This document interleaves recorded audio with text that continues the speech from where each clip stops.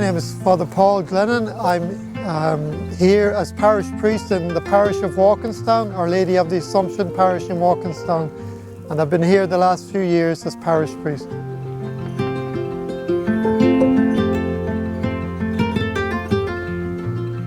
I grew up in a big family, one of 9 in the west of Ireland in Dunmore, County Galway, and my mother was always bringing us to Mass and taught us to pray before bedtime, and at school then we were taught our prayers and our catechism, and so there was a general atmosphere of prayer. We lived beside a chapel, and so we used to pray each day and go to Mass each weekend, so it was always a part of the family.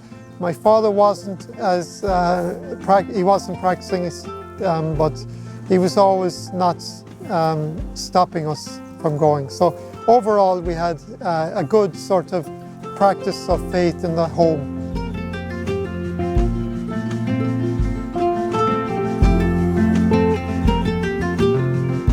So I'll tell you about my school life, my studies in engineering and work as an engineer, and then what was missing about that? Well, school was pretty typical in Ireland. Most of the state schools were Catholic schools, so it was pretty normal vocational school where we did woodwork, metal work, practical subjects as well as English and maths and all those standard subjects. So I liked the practical subjects, so that's why I decided to be an engineer. I wanted a mechanical engineer. I thought it'd be more practical and so forth, and it turned out to be very theoretical as well, and I struggled with that. And but I always prayed, not always prayed, but I prayed when I needed something, especially exams. So a lot of the time I was praying when I needed help like that. And then getting to the end of school, I chose engineering because it was practical, but it wasn't really because I really had a great love for it, and so I studied in engineering. I went to Scotland to do a degree in engineering to finish off my studies, and it was there I left the faith really, because there was none of my fellow students really practicing their faith, and so I drifted away from my faith and I kind of followed what the world proposed and student life proposed there.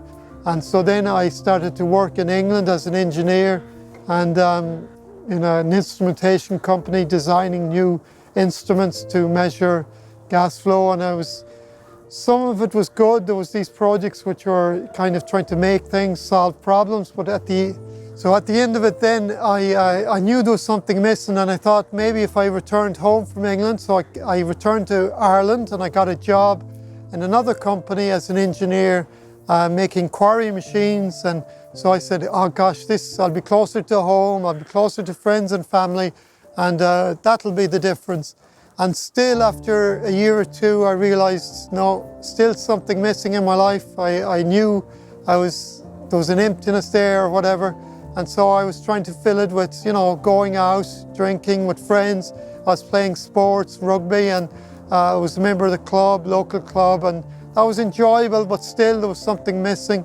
And so I was getting more depressed in life, and I really was drinking too much. And then finally kind of gave up in life a bit, but at the end of that process, that time, I met somebody who radiated joy, and that attracted me. And this person spoke to me about their faith, and through that person then I really came back to my faith, and that person brought me to a big prayer gathering, a charismatic renewal gathering in Ireland. There was 1,000 people there in a big gym, and it was there I had a huge experience of God's love and mercy.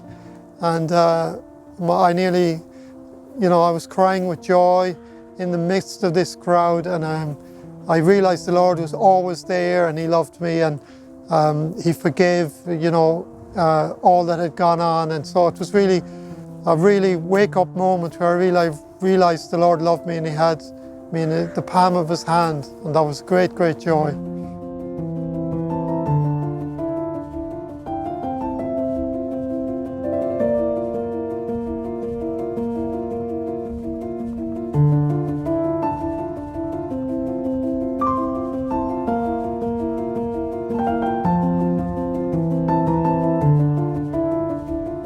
So then that process of conversion back to my faith and joy, then the call to priesthood came and going to seminary, and really that came about. It was a slow process because I had a lot of woundedness from my past, and so I could feel the Lord heal me slowly. I took a year out from engineering and I went to do a missionary program called the Annual School of Mission in Rome, and it was a 9-month program to live with other young lay Catholics and to study the faith, live in community, to have a strong prayer life, and then to do missionary work.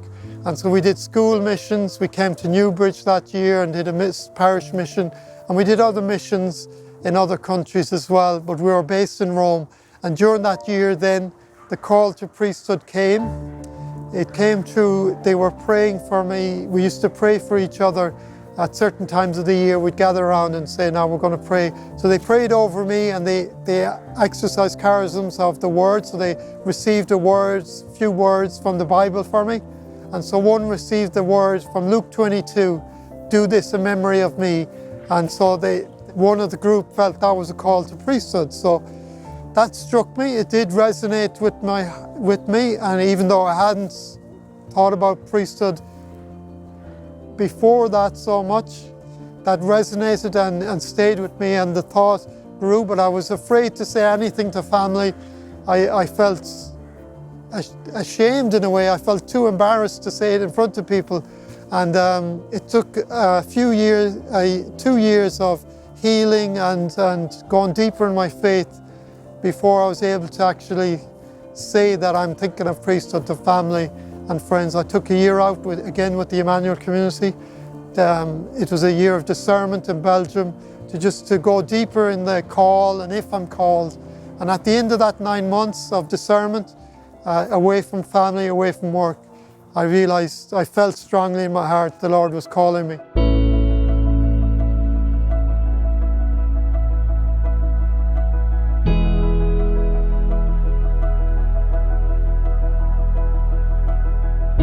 So seminary life was I really enjoyed it. It was long. I was 6 years in the seminary in St. Patrick's College in Maynooth, just outside 20 minutes from Dublin City. And a lot of studies. I was accustomed to studies, having gone through engineering. We studied philosophy and theology. The other guys there was 30 of us starting off in our class in the first year, and it was enjoyable. We played sports, we studied, we had our meals, it was all very enjoyable. It was great brotherhood, a great sense of brotherhood there as well. So I loved it. Now there was ups and downs. Sometimes some of the subjects you didn't enjoy, or some of the professors maybe were harder to follow, but overall I found it upbuilding, and to discover my faith and study philosophy as well I found helpful in all the journey. And of course there was a strong prayer life. We gathered for the breviary, the morning, evening and other times of prayers from the breviary, and our daily mass. So all of that was really encouraging, and it helped give me the time and space to discern my call, different types of pastoral work as well, and that was all helpful, and each year was different, and it helped me build up more and more towards priesthood, being ordained. So I found the seminary journey a good one.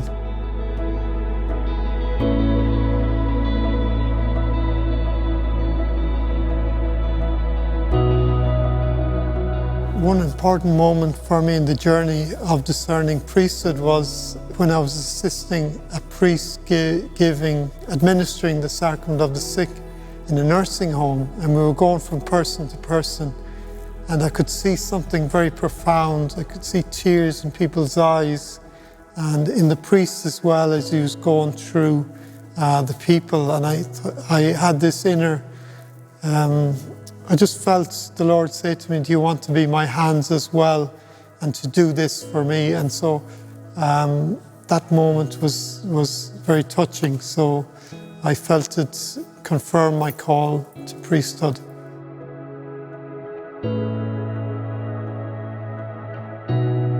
My ordination day was, I was ordained by Archbishop Diarmuid Martin in 2015 in the Pro Cathedral in Dublin.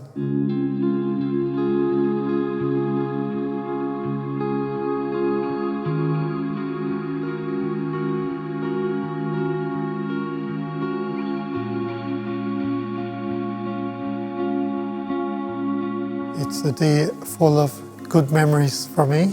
Obviously, to be ordained a priest was such a wonderful moment, and have great memories of my family being present, my parents and my siblings, and so it was wonderful. I had many friends there as well, and people from the diocese too.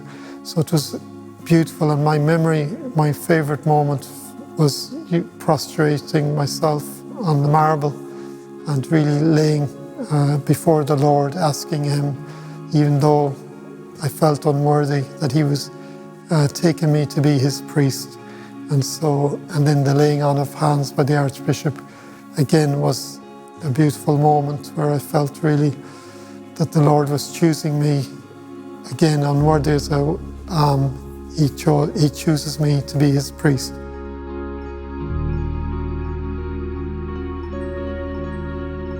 So me as a priest, I'm a member of a group. I'm a diocesan priest, but I'm a member of a community called the Emmanuel Community, which is a public association of the faithful.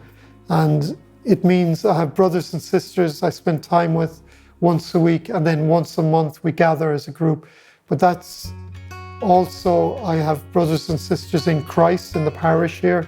And so we had the parishioners gathered for tea after Mass this morning. There's many ways. But I do live alone, but I do desire a community life, and hopefully one day with the Emmanuel Community I'll have a community life with other priests to share living quarters, living house, living together for the mission to serve parish, to serve the diocese. So I'm hoping that's be in the future, but right now I do live alone, but I'm not alone. I have brothers and sisters in the parish, in the Emmanuel Community, and anyone who chooses the priestly life, you can find ways of spending time with others. A big call in my ministry here is visiting people in their homes, for example, older people, housebound, or even just people who practice to visit their homes, offer prayer, offer a blessing, and just to be close to the sheep, as Pope Francis encourages us.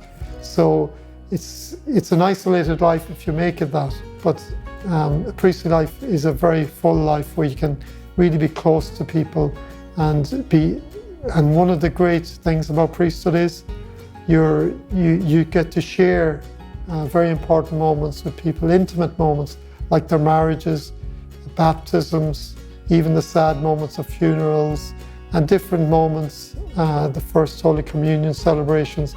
So there's many moments where you get to share intimate moments, family moments with the people of your parish. So it's not an isolated life, it's a very full life. And I really do appreciate the people the Lord has given me here in my parish here in Walkinstown. So the beauty of the priesthood and being a priest in these times, and the need for young people, young men to respond to God's call.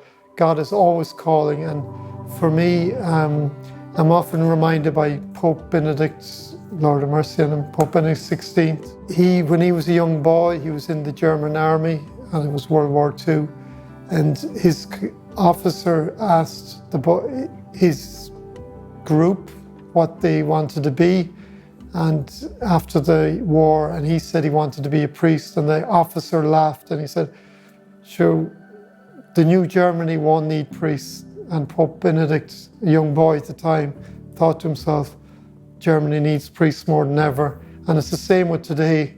A lot of the world, the culture, a lot of people say we don't need priests, we don't need religion.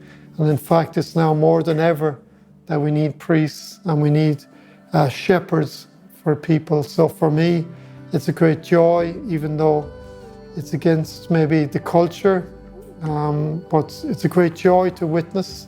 When I walk around the parish here in Walkinstown with my collar on, it's a simple witness that there's a priest in the area, and I feel people do approach me and they can ask for prayers. I had one man this very morning, coming and asking me for prayers. You're a priest, please pray for me. So I get a great joy when people ask for prayers. They know that a priest, there's a power in the priesthood to pray for people as well. So that's a great joy. You know, we know that the popular culture now offers a lot of stuff, but doesn't really satisfy. It's only God that truly satisfies. And I'm convinced that God is calling many young men to priesthood, and they're not able to hear because they've so much other things going on in their lives. But I'm convinced, like myself, my own personal story, I was never truly satisfied until I answered God's call for me in my life. And it's the same for young men called to priesthood, that really you'll never be totally satisfied until you answer that call, if that call is for you. And the thing, when I started off the journey, I didn't know for sure if I was meant to be a priest. The seminary that's what it's for. It's about going deeper in that journey to figure things out with the help of the church, to figure out if you're really called. So that shouldn't stop you. You should have an attraction to it. You should feel you have a call, but maybe you don't have a call and that's worked out. You get the help you need. So don't be afraid to go forward, make some step forward, get help from trusted priests or people you can trust to help you in the faith, and to journey and to go forward with the question if you have it. Because it is a beautiful life, it's a very fulfilled life. It's not easy, but anything worth doing is not easy. So it's a very fulfilled life, and it's one of joy when you see God using you in simple ways to outreach to his people, his flock.